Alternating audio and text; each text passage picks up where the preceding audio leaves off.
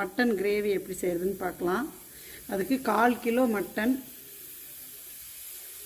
நாம் அரைச்சி வச்சுருக்கிறோம்ல குழம்பு மிளகாய்த்தூள், வரமிளகாய், கறிவேப்பிலை, சின்ன வெங்காயம். இதில் வந்து வேறு எந்த ஸ்பைசஸும் நம்ம சேர்த்தவே இல்லை, இது மட்டும்தான் போட்டு செய்ய போகிறோம். இது சூப்பராக இருக்கும், நீங்கள் செஞ்சு பாருங்கள். குக்கர் காயிட்டும்.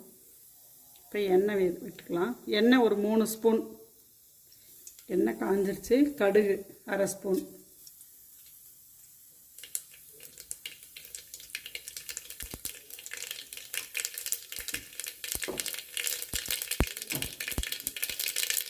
கடுகு வெடிச்சிருச்சு. இப்போ நம்ம சின்ன வெங்காயம்,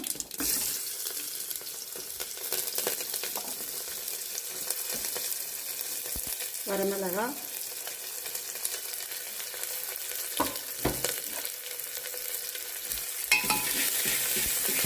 இப்போ நம்ம சுத்தம் பண்ணி வச்சுருக்கிற மட்டன், 1/4 கிலோ மட்டன் இது.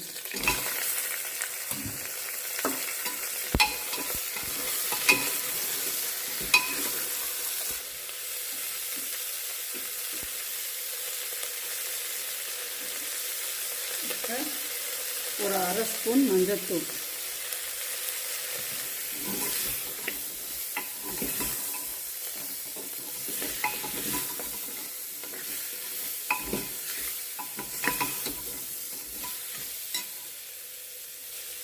இப்போ குழம்புக்கு தேவையான உப்பு பாருங்கள், உப்பு.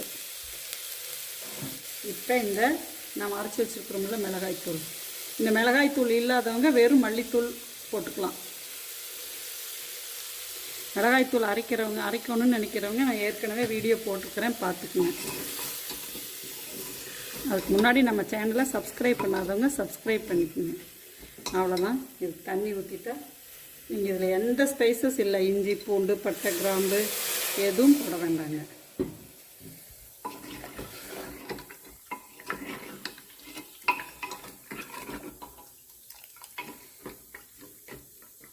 மூணு விசில் 5 நிமிஷம் சிம் பண்ணால் போதும். இப்போ பாருங்கள், இந்த மட்டன் கிரேவி ரெடி ஆயிடுச்சு. பார்த்தீங்களா?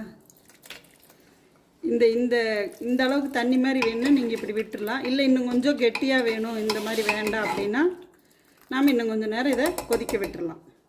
இந்த சமயத்தில் நீங்கள் உப்பு பார்த்துக்குங்க. இங்கே பாருங்கள், இந்த அளவுக்கு ஆகிட்டா போதும். பாருங்கள், இது சாதம், இட்லி, தோசை, சப்பாத்தி, பிரியாணிக்கு நல்லாயிருக்கும் இது சைட் டிஷ்ஷு. என்ன பிரியாணிலேயே நம்ம பட்டை கிராம்பு இஞ்சி பூண்டெல்லாம் போட்டிருக்கோம், ஹெவியாக இருக்கும். இந்த மாதிரி செஞ்சு பாருங்கள், இது சாதத்துக்கு சூப்பராக இருக்குங்க. அவ்வளோதான், அடுப்பு ஆஃப் பண்ணிடுவோம். இங்கே பாருங்கள், நம்ம மட்டன் கிரேவியும் சாதமும் ரெடி ஆயிடுச்சு.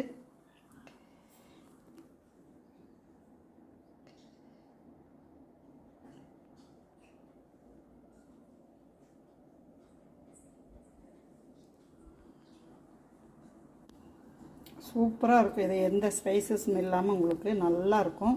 நீங்களும் செஞ்சு பார்த்துட்டு பிடிச்சிருந்துன்னா ஷேர் பண்ணுங்கள், கமெண்ட்ஸில் சொல்லுங்கள். நன்றி, வணக்கம்.